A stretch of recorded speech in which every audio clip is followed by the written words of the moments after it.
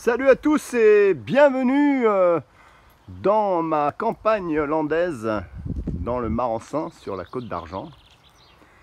Et donc comme je vous en avais parlé la dernière fois, puisque j'utilise et je fais de l'apithérapie avec de l'apitoxine, et je voulais vous présenter donc mon essaim ancestral dans les colombages, dans les infrastructures du colombage.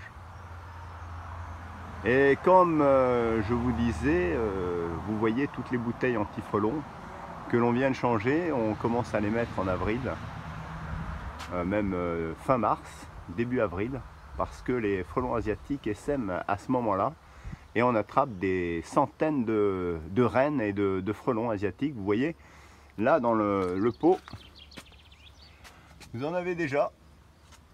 Alors je ne sais pas si on voit bien, voilà. Et ils y sont, on vient de les changer ce matin. Et là vous avez l'essaim. Là-haut d'ailleurs je vais me faire piquer parce qu'elles sont en train de m'attaquer.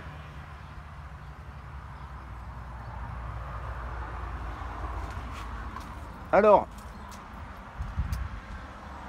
eh ben, vous voyez donc l'utilité de la toxine d'abeille aux multiples vertus. Soigner les tendinites, l'arthrite, l'arthrose et même la sclérose en plaques, puisque c'est le seul remède efficace aujourd'hui contre la sclérose en plaques. C'est quand même ancestral comme remède et comme thérapie. Ancestral, quand je vous dis ancestral, ça remonte de l'Antiquité, hein. Et il n'y a qu'en France où on n'a pas de centre. Malheureusement, moi je peux vous dire une chose, c'est que quand je me pique aux abeilles, et depuis que je me pique, je me sens beaucoup mieux. Et j'ai un système immunitaire de dingue. Ça fait 4-5 ans que je suis jamais tombé malade. Alors je croise les doigts bien sûr, ça m'aide à me soigner aussi de mes tendinites récidivantes et récalcitrantes. Et ça permet aussi de ne pas prendre de cortisone et autres corticoïdes qui auraient des effets néfastes sur la santé et des effets secondaires aussi. Donc ben voilà, pour la présentation est terminée.